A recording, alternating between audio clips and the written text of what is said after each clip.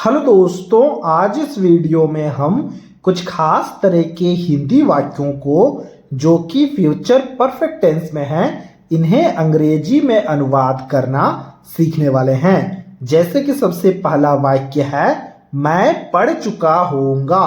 इसी प्रकार का दूसरा वाक्य है वह सो चुकी होगी। ये दोनों के दोनों वाक्य फ्यूचर परफेक्ट टेंस में है। अब आपका सवाल होगा कि हमें पता कैसे चलेगा कि कौन सा वाक्य फ्यूचर परफेक्ट टेंस में है। तो उसके लिए जरा ध्यान से सुनना। किसी भी वाक्य के लास्ट में अगर चुका होऊंगा, चुका होगा, चुकी होगी, चुके होंगे, कुछ इस तरह के शब्दों का प्रयोग होगा ना, तो वो सारे वाक्य फ्यूचर परफेक्ट टेंस के होंगे। अब हम ये सीखेंगे कि इन सारे वाक्यों को हम ट्रांसलेट कैसे करते हैं। तो उसके लिए मैंने यहाँ पर एक फॉर्मूले को लिख रखा है, जरा ध्यान से देखना। जब भी कोई भी वाक्य फ्यूचर परफेक्ट टेंस में आ जाए तो ट्रांसलेशन को करते वक्त सबसे पहले हमें सब्जेक्ट को लिखना है, फिर विल हैव लिखना है, ये हमेशा लिखना है, फिर वर्ब के थर्ड फॉर्म को लिखना है, फिर अगर कोई ऑब्जेक्ट है तो ऑब्जेक्ट को लिखना है। ठीक है, तो चलो अब हम ट्रांसलेशन को करते हैं।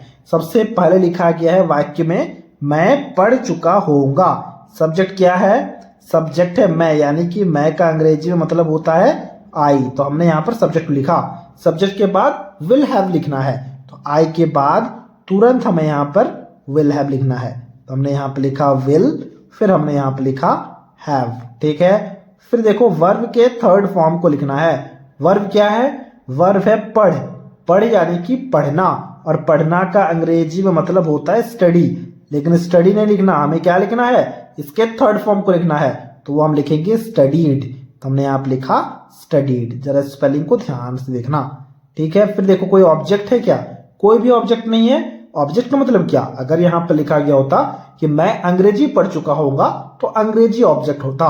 ऑब्जेक्ट नहीं है तो फुल स्टॉप लगा देना है। तो ये हो गया आई विल हैव स्टडीड, मतलब मैं पढ़ चुका होऊंगा। इसी प्रकार से अगले वाक्य को देखना।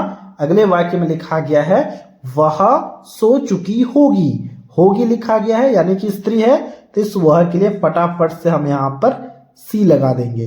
तो हमने यहाँ पर सी लगा दिया, ये हमारा सब्जेक्ट हो गया। फिर हमें क्या करना है? फिर हमें विल हैव लिखना है। ये हमें हमेशा लिखना है। ठीक है, तो हमने यहाँ पर विल हैव लिख दिया। फिर देखो क्या है ना, वर्ब के थर्ड फॉर्म को लिखना है। वर्ब क्या है? वर्ब है सो चुकी, यानी कि सोना वर्ब है। सोना यानी कि जो क्रिया है उसका अंग्रेजी में मतलब होता है स्लीप। स्लीप का थर्ड फॉर्म क्या होता है? Sleep, slapped, slapped. अब अगर आपके मन में ये सवाल आए कि हमें ये सारे वर्ब के थर्ड फॉर्म कहाँ से मिलेंगे, तो उसके लिए भी मैंने एक वीडियो बना रखा है। लिंक आपको डिस्क्रिप्शन में मिल रहा होगा, अब जाके उस वीडियो को भी चेकआउट कर सकते हो। तो ये हो गया सी विल हैव स्लैप्ड, मतलब वह सो चुकी होगी। इसी प्रकार से अगले वाक्य को देखना। अगले वाक्य में क्या लिखा गया है? अगले वाक्य में लिखा गया है हम खा चुके होंगे।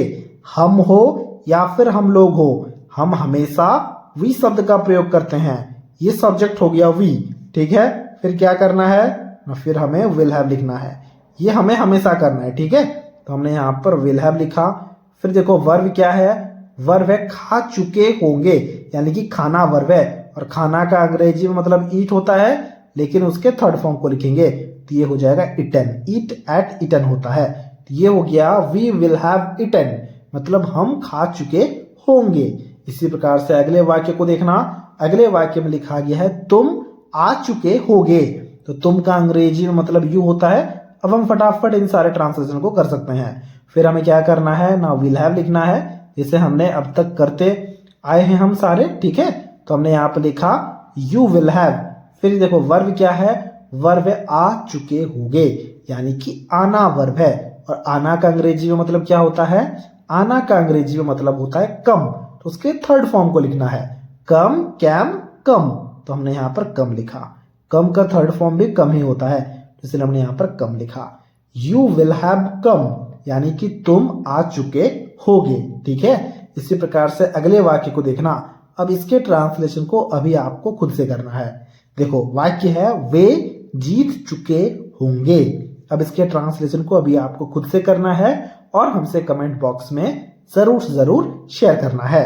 अब यहाँ पर जो जीत चुके होंगे ना, जीतना का अंग्रेजी में मतलब होता है विन, लेकिन हमें थर्ड फॉर्म को लगाना है तो हमने यहाँ पे लिख दिया वॉन। ठीक है, और वे का अंग्रेजी में मतलब क्या होता है, वो होता है दे। अब आप ट्रांसलेशन को काफी आसानी से कर पाओगे।